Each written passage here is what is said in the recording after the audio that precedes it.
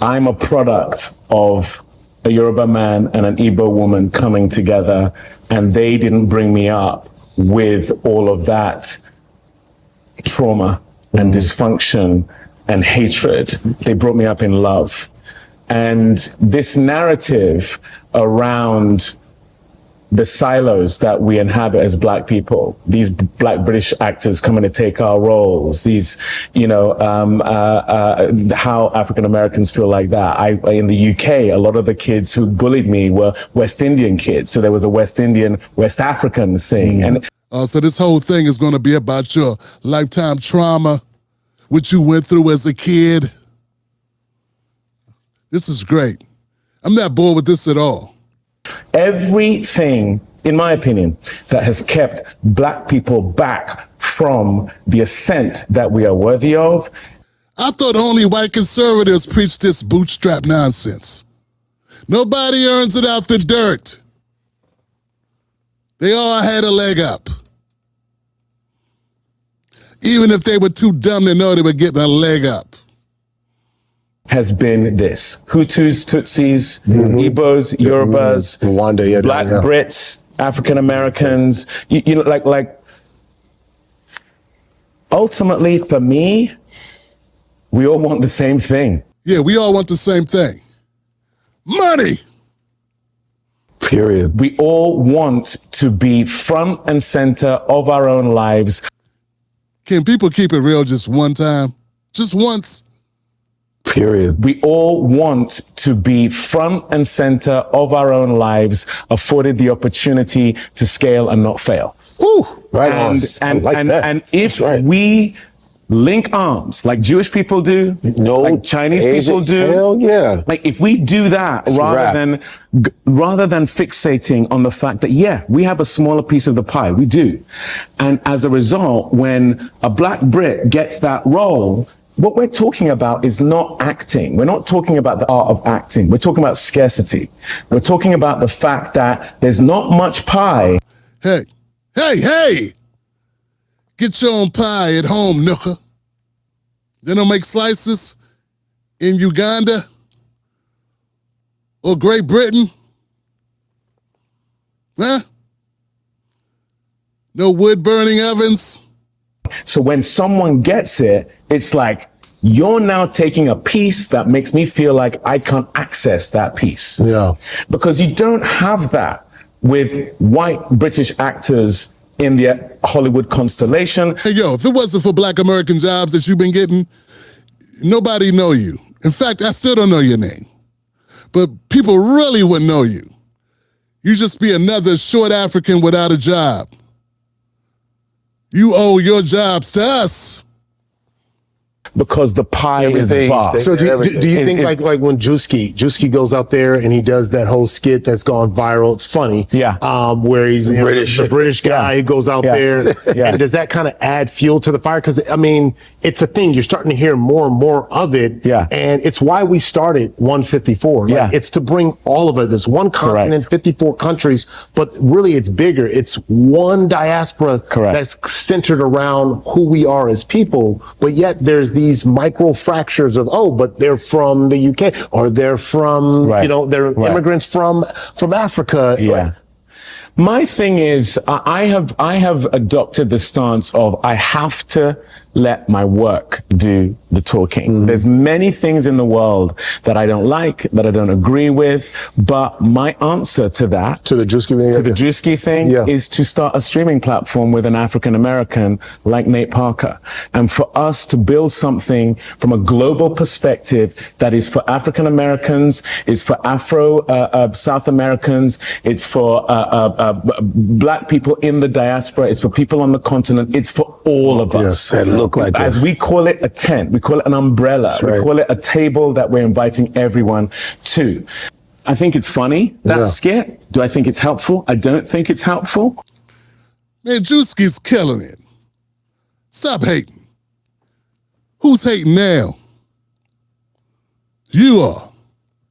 But my answer to it is to continue to collaborate. Is to continue to demonstrate that actually, and it sounds corny, but we are way, way, way better and way, way, way more powerful together than we are apart. And I truly think so much of that mindset is born out of insecurity. You never see them coming after a Brit playing that kind of role when it's a failure.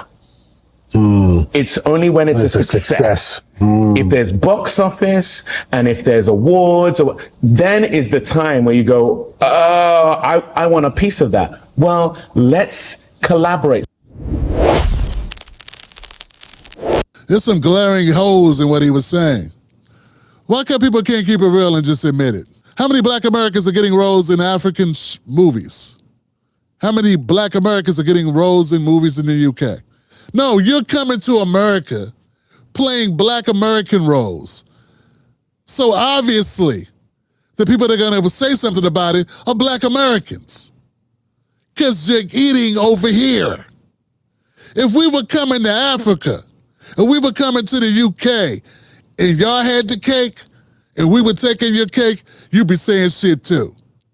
Don't come at me with the bullshit. And Godfrey, this is what I'm talking about with Godfrey, full of shit. You would think that someone like Godfrey is smart enough to call this out, but you know, this is the part where this is why I say Godfrey could do something good here, like the Dominican joke on me no black. Me Dominican. Like that could be on point. Dominican, I'm Puerto Rican, I know black. Be looking just like me. Be having the same hair. I be touching it like, it's not the same. It's not the same. It's not the same, papi.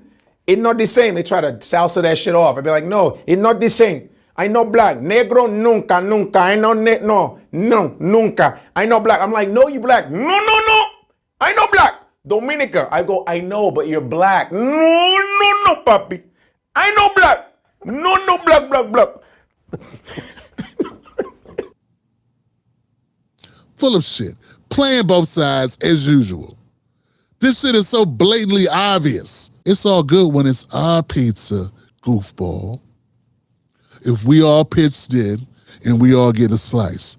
But if it's our pizza and it's only a certain amount of slices that are made for us here and you come take it when you got your own pizza maker over there, of course we're going to be like, what the hell's going on? Lego my ego, asshole. Why is this got to be all deep and scientific? Why come it can't just be basic? He wasn't raised in trauma and dysfunction.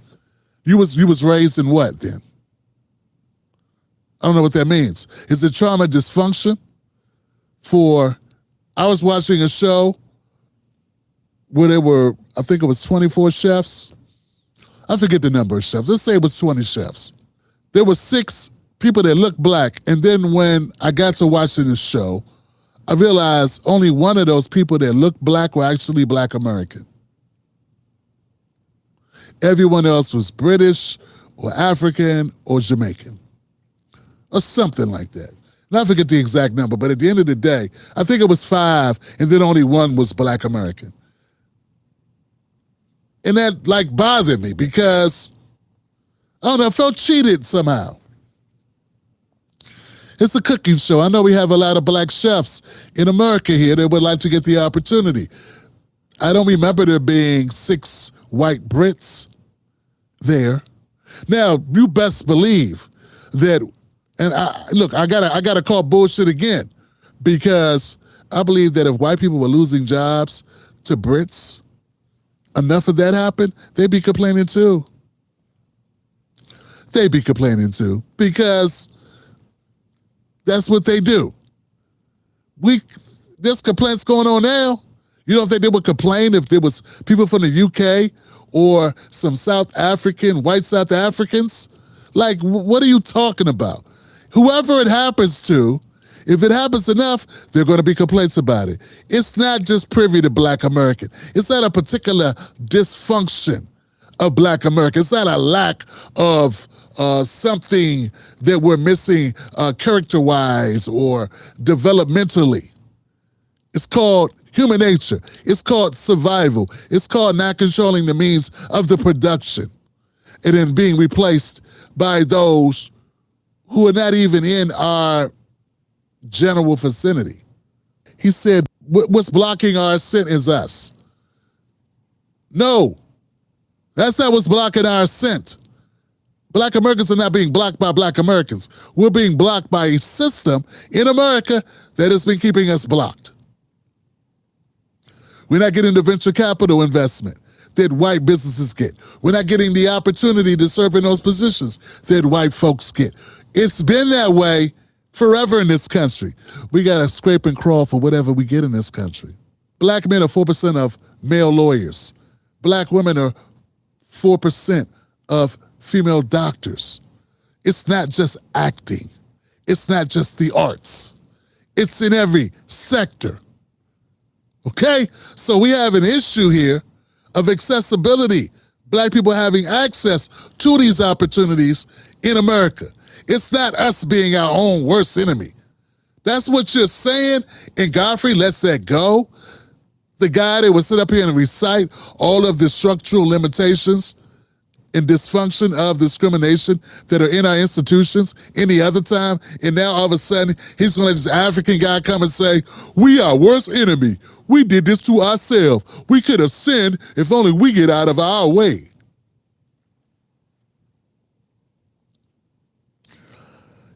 Then he calls it insecurity. Then he says, we're only complaining when the positions or the acting roles are successful and they become big money makers. Yeah, duh, dumbass. Nobody wants to fight over a stinker. Nobody's, if you want to, who would complain? Like, who would want a job that's a horrible job? Who would want a job that's a failure? Nobody wants to be a part of a failing enterprise. Nobody wants to, that's stupid. Of course. Are you making any sense? I mean, how can you say, oh, it's only care that the Brits did the job when the job becomes a success? The failures you don't care about. No shit. But actually, I think we would care about it. There's just less publicity and talk about a failing movie or sitcom because it failed, meaning short shelf life. But even failures pay bills. People were eating off holding contracts of sitcoms that never even happened. I think Kevin Hart got one. I think Cat Williams got one. I think D. Ray got one. Like, the holding contracts used to be the shit. I think Corey Holcomb got one. So I beg to differ that you being really truthful here, that people only complain when it's an Oscar or Academy Award level, whatever. But come on, man. A job that pays is a good job. You never really know what's going to be a hit or a quitter until it's in the can anyway, right? Isn't that how it is? It's kind of hard to tell when you're shooting because you don't know how it's going to be edited. You don't know what's going to be on the cutting room floor. How was you fucking... Anyway, okay, so that's it. Last thing. He said Chinese people stick together and Jewish people stick together. They have the money to. They have the money. And for Chinese people, particularly, let me add this. Let me add this because Godfrey would not add this. There's something about the Chinese, and I think you should know this, it's different. Chinese people are from China. Africans are from Africa. The 154, they're from the 54 countries of Africa. Black people are from Detroit, D.C., New York, North Carolina, South Carolina, Georgia, Florida, Michigan, I'm sorry, Florida. Get what I'm saying? Just a little different. California, Mississippi, Alabama. All right, that's different. It's easier to stick together when you're from the same country. But diaspora is all across the fucking globe with no connective tissue, particularly for Black Americans. So you're kind of comparing apples to blue crabs is what you're doing. When you compare Chinese connective tissue and for the record, you don't know if all Chinese rock with all Chinese. If they're like the Indians or like people from India, they have a hellified caste system. So this idea that all these other groups just work together and play so nice. Now they have class as well. that also divvies it up. But anyway, that's all I got. I just thought, you know, that's why I tell people, man, I don't hate Godfrey. I don't hate anyone. But I have no hate for Godfrey. It's just that he seemed duplicitous. He seems like he on both sides of everything. He be Stephen A. Smithing it too much. He'll say what he think you want him to say in the moment. And this was a clinic of him doing that. Because everything I cited, most of it, I'm sure he already knew. He let it go, cuz it's showtime. We're almost done. This is the Tim Black Show. We do this Monday, Wednesdays, and Fridays. To become a member of the Tim Black Show, all you got to do is go to Patreon, Tim's Take Live. Go to TimBlackTV.com. You'll find me there. You can also join on Facebook or YouTube. Cut the cap, Godfrey, and other dude.